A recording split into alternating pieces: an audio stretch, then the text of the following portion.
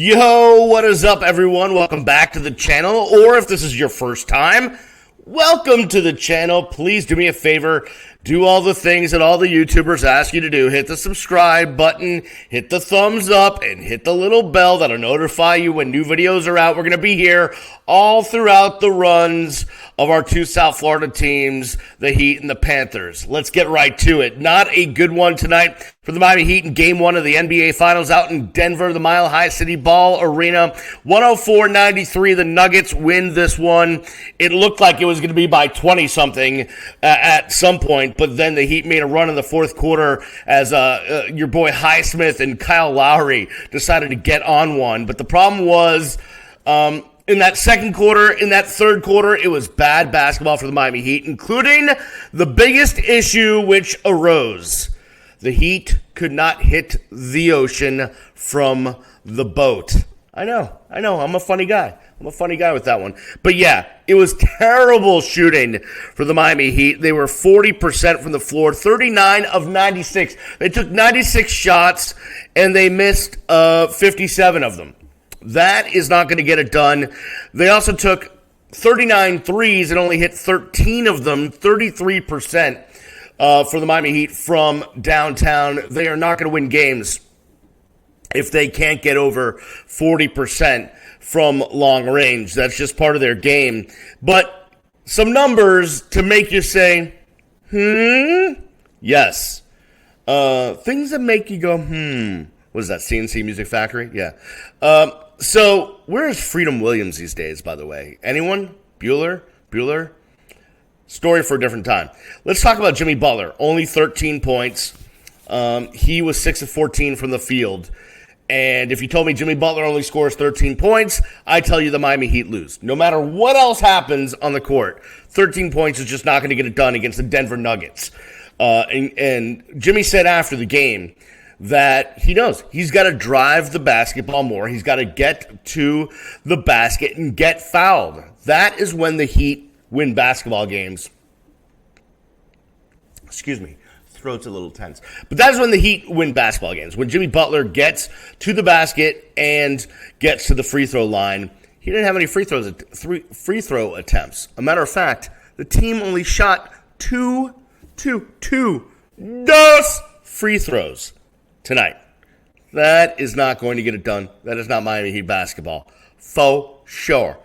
Other numbers that you might want to know, and then once you know them, vomit or just forget them, that the trio of Duncan Robinson, Caleb Martin, and Max Strus were a whopping 2 of 23. Huh? That's right. Caleb Martin hit a bucket. Duncan Robinson hit a bucket. Max Strus, 0 buckets. Nada. Zilch. None. Nothing for Max Strus. He took 10 shots, missed them all. He took 9 threes, missed them all. He did have 5 boards and 3 assists, though. So there's that. Now, the good thing, the positive thing for the Miami Heat was Bam Adebayo. Bam Adebayo was aggressive early on offensively, and that was really nice to see. 26 points for Bam. Now, listen, it always goes, right? When people can't shoot, someone's got to score. And tonight it was Bam. I mean, Gabe had 19, Highsmith had 18, Lowry 11. Those were your players in double digits. Jimmy did have 13. I'm sorry. I didn't mean to forget you, Jimmy. But someone's got to score. So tonight, Bam got the opportunity. He took 25 field goal attempts and hit 13 of them. So a lot more aggressive offensively for Bam Adebayo. But the Heat needed Jimmy Butler to be him tonight. Sorry, not just him, but him. They needed Jimmy to be him. He was not him tonight. He deferred. And he could not afford to defer when the rest of the team could not hit buckets. Let's look at Denver. Early on, Nikola Jokic played his game of, I don't have to score.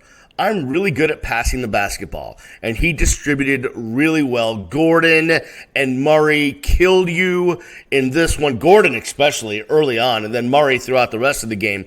But Gordon looked like a freaking I don't know, tight end running through defenses early in the game. He was just looked unstoppable. And then Murray, the rest of the game, just could not be stopped at all. Jokic ended up with 27. Of course, he got a triple-double with the 10 rebounds and the 14 assists. He's just so good. And you saw Bam at times confused. Do I go out and challenge him, or do I stay back because he's going to distribute the basketball? Either way, you get caught in no man's land, and he does something that is going to beat you, whether it's score with the ball or distribute to somebody else. He is so amazingly good, historically a good big man, a great big man, one of the best big men because of everything that he's able to do on the floor. He doesn't, they talked about it on the broadcast, he just does not make bad decisions with the basketball, whether it's his decision to shoot or his decision to distribute, and he's always in the right place. He's just a great basketball player. So the Heat have to figure out a way to deal with that. And I thought the way they'd be able to do that would be to, try to stop everybody else and let Jokic go off. But that's not what they did defensively. But the bottom line is that if the Heat could shoot the basketball, if he was him, if Max Strus could hit something, anything, the Heat would have been in that game. It would have been a much closer game. It would have gone down to the wire. That's the bottom line. Now, conversely, the Denver Nuggets only hit 8 threes. I think it's only the second time that they have gotten under 10 3-pointers. And now I'm not sure if I'm misremembering that stat. Is that in the postseason or the entirety of the season, including the regular season? I'm not sure, but it's historically low for them this year to not get 10 threes. They only got 8.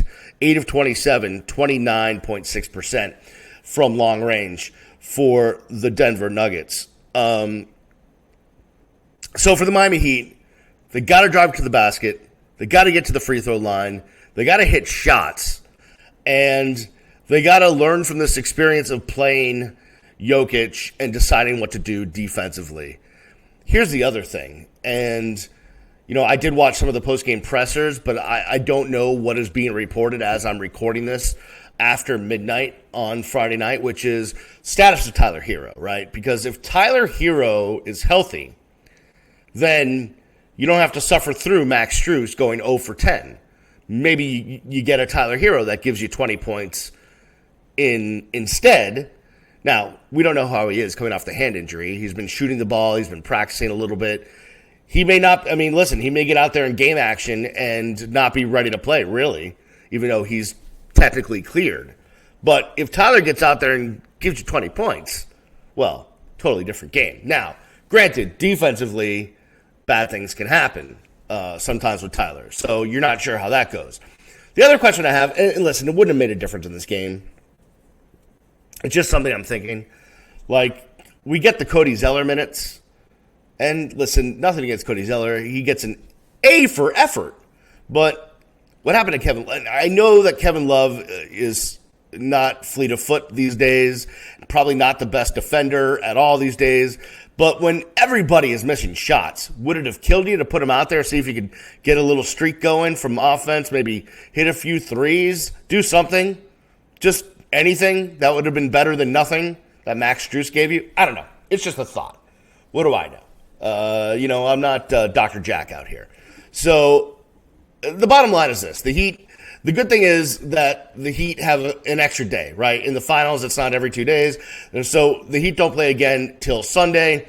And that gives them an extra day to not only get more acclimated to the altitude and being in Denver in a hostile environment and all that stuff. And listen, they had a whirlwind 7 games against Boston, get on a plane, fly to Denver, do media, practice, do all this stuff. Maybe with that extra day, they'll be able to find their feet a little bit and find their shot a little bit.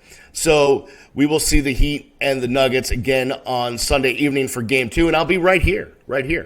with you. I will be here after the Panthers game on Saturday. I'll be here after the Heat play on Sunday. I'll be with you the entirety of our team's wonderful run through the finals in both the NBA and the NHL. Once again, just subscribe to that channel, hit the thumbs up, hit the bell. I'd greatly appreciate it. Follow me on the Twitter.